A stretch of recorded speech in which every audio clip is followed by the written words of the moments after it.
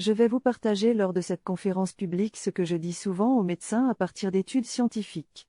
J'aimerais que le public cesse d'être infantilisé. Je vais vous montrer à partir de quoi nous prenons nos décisions et d'où vient l'information. Dans la première partie de cette conférence, je vais vous décrire les études issues de la littérature scientifique pour comprendre les conclusions que je vais vous exprimer à la fin et avant le débat de 15 minutes environ. Le thème est la consommation de protéines animales, en tête la viande, mais aussi les produits laitiers et les œufs. Lors de cette conférence, j'ai commencé en expliquant qu'il y a un lien entre la consommation de viande et le diabète. Une réduction du risque de diabète de type 2 est observée avec l'augmentation de la consommation de végétaux, la réduction de la consommation de produits carnés transformés et la réduction de boissons sucrées et de sucres raffinés. Ensuite, j'ai expliqué que la consommation de viande et de produits laitiers était liée à une inflammation, responsable de la plupart des pathologies telles que les maladies cardiovasculaires ou le cancer. Les auteurs recommandent donc que l'on étudie les moyens de limiter les quantités de leucine, acide aminé, dans l'alimentation, c'est-à-dire manger moins de viande et de produits laitiers et plus de végétaux comme les fruits et les légumes. D'autres études ont été mentionnées comme celle montrant que la consommation de fruits et de légumes était associée à une réduction de l'incidence des pathologies inflammatoires digestives et que les apports élevés en protéines animales, viande et poissons, étaient un facteur de risque de maladies inflammatoires du tube digestif comme la maladie de Crohn et la rectocolite hémorragique. Enfin, j'ai mentionné une étude selon laquelle le risque de cancer, notamment du sein, était réduit de 60% chez les femmes suivant au moins 5 des 10 recommandations, impliquant de manger plus de fruits et légumes et moins de viande et de produits laitiers. Je viens de lire une étude qui a été à la base de recommandations internationales contre le cancer. Un chercheur a remarqué que les femmes chinoises rurales qui consommaient peu de viande mais beaucoup de végétaux avaient des taux de cancer et d'autres pathologies très inférieurs à la moyenne mondiale. Les recommandations incluent une activité physique régulière, une consommation limitée d'alcool et une réduction de la consommation de viande rouge. Des études montrent une réduction de 61% de la mortalité due à tous les cancers chez ceux qui suivent ces recommandations. La consommation de viande rouge est notamment associée à une augmentation du risque de cancer colorectal chez les sujets qui en mangent régulièrement plus de 2 portions par jour. Je trouve cela intéressant car cela confirme les études depuis des dizaines d'années. Le fer contenu dans la viande rouge peut être un facteur de risque de cancer et de maladies cardio-vasculaires. Il faut donc réduire la consommation de viande et privilégier les végétaux. Cette conférence parle des effets négatifs de la consommation excessive de viande sur la santé, en particulier chez les hommes. J'ai appris que les femmes qui mangent moins de viande et plus de légumes ont une meilleure santé que les hommes qui mangent trop de viande. Les hommes qui donnent régulièrement leur sang ont les mêmes avantages que les femmes en termes de réduction des risques cardiovasculaires.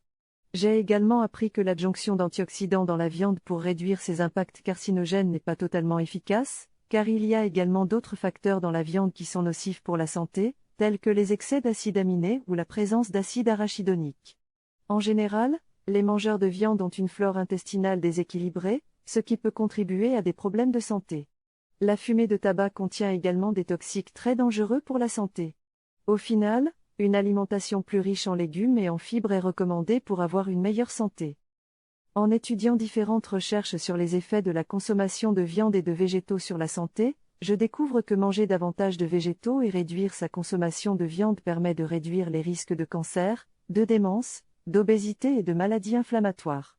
Les végétaux sont riches en polyphénols, des substances qui agissent comme des antioxydants et anti-inflammatoires naturels, et qui ont été inventés par les plantes pour se défendre contre les prédateurs et les infections.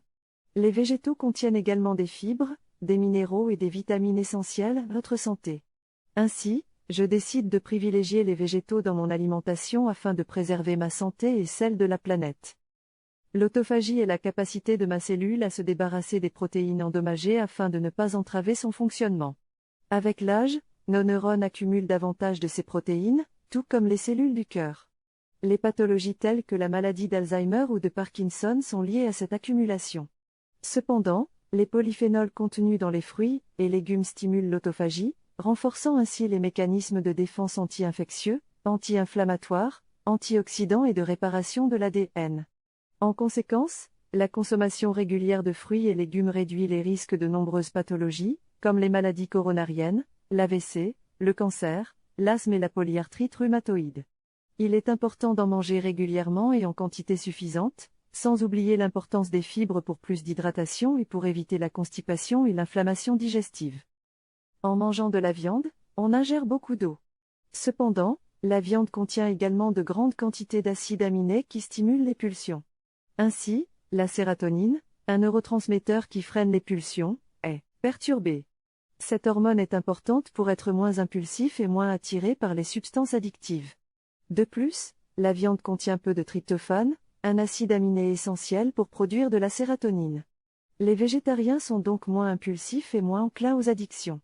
Manger plus de végétaux est donc bénéfique pour la santé. Cependant, la viande peut avoir sa place dans l'alimentation ponctuellement en raison de ses nombreux avantages nutritionnels. La connaissance actuelle est malheureusement peu promue dans le milieu médical. Il existe un vrai besoin d'intégrer la nutrition, la psychologie et le coaching dans la prise en charge de la santé pour aider les patients à adopter un mode de vie sain.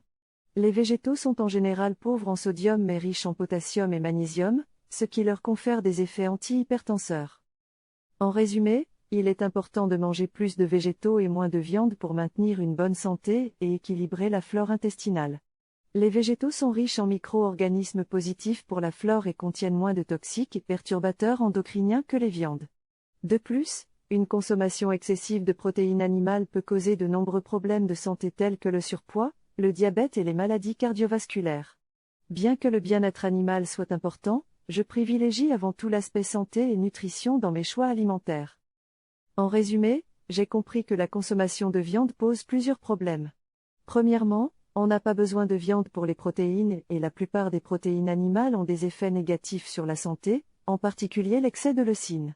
De plus, les élevages en usine sont un risque pour la propagation de maladies comme la grippe aviaire et sont une source importante de gaz à effet de serre, contribuant ainsi au réchauffement climatique. Enfin, les animaux sont nourris avec des OGM arrosés de pesticides dangereux comme le glyphosate de Monsanto. Il serait préférable de ne pas manger de viande ou de limiter sa consommation, en privilégiant de la viande de qualité bio ou organique.